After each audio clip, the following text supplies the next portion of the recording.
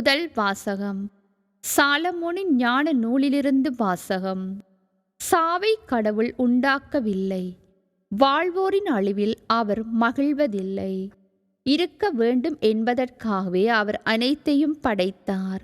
உலகின் உயிர்கள் யாவும் நலம் பயப்பவே. அழிவை தரும் நஞ்சு எதுவும் அவற்றில் இல்லை. கீழுலகின் ஆட்சி மண்ணுலகில் இல்லை. நீதிக்கு இறப்பு என்பது இல்லை. கடவுள் மனிதர்களை அழியாமைக்கென்று படைத்தார். தம் சொந்த இயல்பின் சாயலில் அவர்களை உருவாக்கினார். ஆனால் அழகியின் பொறாமையால் சாவு உலகில் நுழைந்தது. அதை சார்ந்து நிற்போர் இறப்புக்கு உள்ளாவர். இது ஆண்டவர் வழங்கும் அருள்வாக்கு. இரண்டாம் வாசகம். திருத்தூதர் பவுல் கொரிந்தியருக்கு எழுதிய 2ஆம் திருமுகத்திலிருந்து வாசகம். சகோதர சகோதரிகளே, நம்பிக்கை, நாவன்மை, அறிவு, பேரார்வம் ஆகிய அனைத்தையும் மிகுதியாக கொண்டிருக்கின்றீர்கள். எங்கள் மேல் நீங்கள் கொண்டுள்ள அன்பும் பெருகிக் கொண்டு வருகிறது. அதுபோல் இந்த அறப்பணியிலும் நீங்கள் முழுமையாய் ஈடுபட வேண்டும். நம் ஆண்டவர் இயேசு கிறிஸ்துவின் அருள் செயலை அறிந்திருக்கின்றீர்களே. அவர் செல்வராயிருந்தும் உங்களுக்காக ஏழையானார். அவருடைய ஏழ்மையினால் நீங்கள் செல்வராகுமாறு இவ்வாறு செய்தார். மற்றவர்களின் சுமையை தணிப்பதற்காக நீங்கள் துன்புற வேண்டும் என்று நாங்கள் சொல்லவில்லை. மாறாக எல்லாரும் சமநிலையில் இருக்க வேண்டும் என்றே சொல்கிறோம். இப்போது உங்களிடம் மிகுதியாய் இருக்கின்றது. அவர்களுடைய குறையை நீக்குங்கள். அவ்வாறே உங்களிடம் மிகுதியாக இருக்கும்போது உங்கள் குறையை நீக்குவார்கள். இவ்வாறு உங்களிடையே சமநிலை ஏற்படும். மிகுதியாக சேர்த்தவருக்கு எதுவும் மிஞ்சவில்லை, குறைவாக சேகரித்தவருக்கும் எதுவும் குறைவுபடவில்லை என்று மறைநூலில் எழுதியுள்ளது அன்றோ? இது ஆண்டவர் வழங்கும் அருள்வாக்கு. புனித மாற்கு எழுதிய நற்செய்தியிலிருந்து வாசகம். அதிகாரம் 5, இறைவசனங்கள் 21 தொடக்கம் 43 முடிய.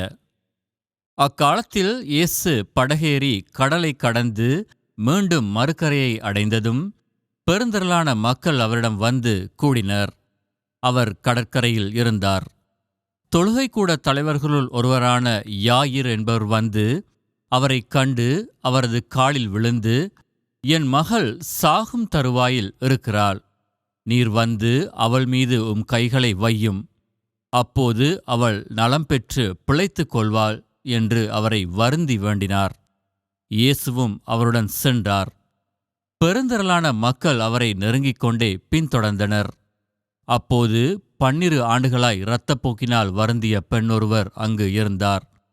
அவர் மருத்துவர் பலரிடம் தமக்கு உள்ளதெல்லாம் செலவழித்தும் ஒரு பயனும் அடையாமல் மிகவும் துன்பப்பட்டார். அவர் நிலைமை வரவர மிகவும் கேடுற்றது. அவர் இயேசுவை பற்றி கேள்விப்பட்டு மக்கள் கூட்டத்துக்கிடையில் அவருக்கு பின்னால் வந்து அவரது மேலுடையை தொட்டார். ஏனெனில் நான் அவருடைய ஆடையை தொட்டாலே நலம் பெறுவேன் என்று அப்பெண் எண்ணிக்கொண்டார். தொட்டவுடனே அவருடைய இரத்தப்போக்கு நின்று போயிற்று. அவரும் தம் நோய் நீங்கி நலம் பெற்றதை தம் உடலில் உணர்ந்தார். உடனே இயேசு தம்மிடமிருந்து வல்லமை வெளியேறியதை தம்முள் உணர்ந்து மக்கள் கூட்டத்தை திரும்பி பார்த்து, என் மேலுடையை தொட்டவர் யார் என்று கேட்டார். அதற்கு அவருடைய சீடர்கள் அவரிடம், இம்மக்கள் கூட்டம் உம்மை சூழ்ந்து நெருங்குவதைக் கண்டும் என்னை தொட்டவர் யார் என்கிறீரே என்றார்கள். ஆனால் அவர் தம் மேலுடையை தொட்டவரை காணும்படி சுற்றிலும் திரும்பி பார்த்து கொண்டிருந்தார். அப்போது அப்பெண் தமக்கு நேர்ந்ததை அறிந்தவராய் அஞ்சி நடுங்கிக் கொண்டு அவர் முன் வந்து விழுந்து நிகழ்ந்தது அனைத்தையும் அவரிடம் சொன்னார். இயேசு அவரிடம், மகளே, உனது நம்பிக்கை உன்னை குணமாக்கிற்று. அமைதியுடன் போ, நீ நோய் நீங்கி நலமாயிரு என்றார். அவர் தொடர்ந்து பேசிக் கொண்டிருந்தபோது தொழுகைக்கூட தலைவருடைய வீட்டிலிருந்து ஆள்கள் வந்து அவரிடம், உம்முடைய மகள் இறந்து விட்டாள், போதகரை ஏன் இன்னும் தொந்தரவு செய்கிறீர் என்றார்கள். அவர்கள் சொன்னது இயேசுவின் காதில் விழுந்ததும் அவர் தொழுகைக்கூட தலைவரிடம், அஞ்சாதீர், நம்பிக்கையை மட்டும் விடாதீர் என்று கூறினார். அவர் பேதுரு, யாக்கோபு, யாக்கோபின் சகோதரரான யோவான் ஆகியோரைத் தவிர வேறொருவரையும் தம்முடன் வரவிடவில்லை. அவர்கள் தொழுகைக்கூடத் தலைவரின் வீட்டுக்கு சென்றார்கள். அங்கே அமளி துமளியையும் மக்கள் அழுது ஓலமிட்டு புலம்புவதையும் இயேசு கண்டார். அவர் உள்ளே சென்று, ஏன் இந்த அமளி, ஏன் இந்த அழுகை? சிறுமி இறக்கவில்லை, உறங்குகிறாள் என்றார். அவர்கள் அவரை பார்த்து நகைத்தார்கள். ஆனால் அவர் அனைவரையும் வெளியேற்றிய பின் சிறுமியின் தந்தையையும் தாயையும் தம்முடன் இருந்தவர்களையும் கூட்டிக் கொண்டு அச்சிறுமி இருந்த இடத்திற்கு சென்றார்.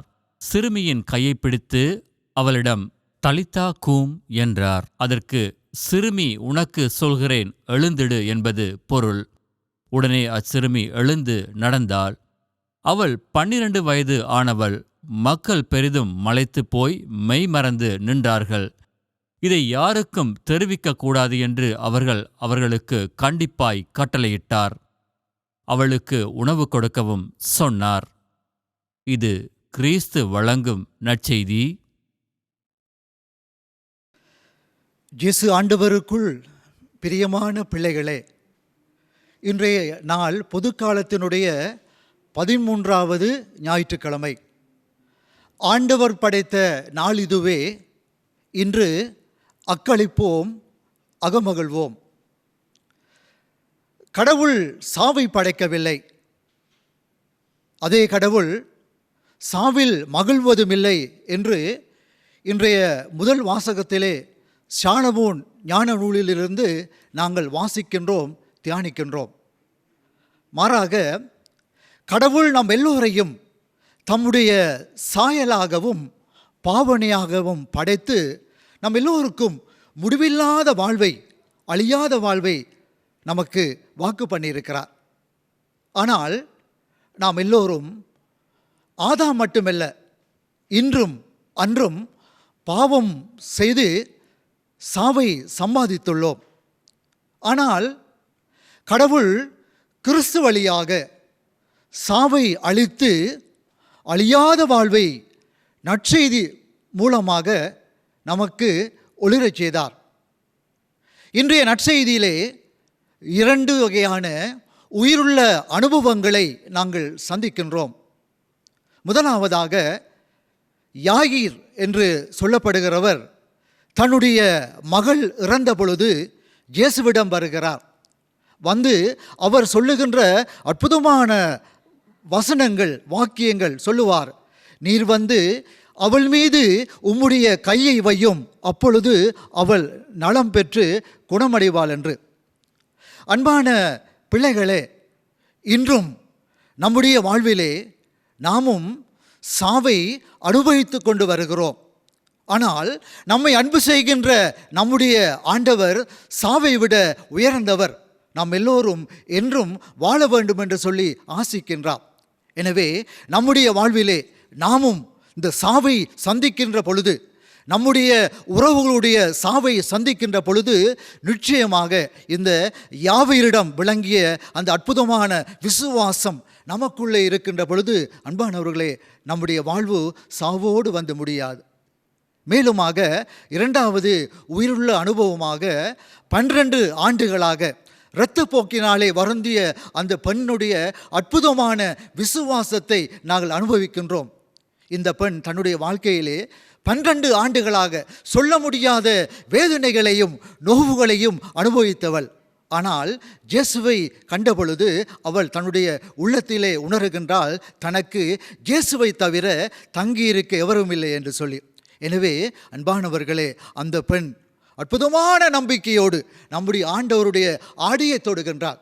தொடுகின்ற பொழுது ஆண்டவரும் தன்னுடைய வாழ்விலே, தன்னுடைய உடலிலே தன்னுடைய வல்லமை வெளியேறுவதை உணர்ந்து, அன்பானவர்களே, ஆண்டவருடைய வல்லமையும் அந்த பெண்ணுடைய விசுவாசமும் ஒன்றாக சந்தித்து அங்கு அற்புதமான ஒரு வல்லமை, ஒரு குணப்படுத்தல் இருப்பதை அனுபவிப்பதை நாங்கள் உணர்கின்றோம். அன்பானவர்களே, அன்பான பிள்ளைகளே, இன்று நானும் நீங்களும் சாவினுடைய கலாச்சாரத்துக்குள்ளே வாழ்ந்து வருகிறோம். எனவே இந்த வேளையிலே நாங்கள் ஆண்டவரை பார்த்து நாங்கள் மன்றாடுவோம்.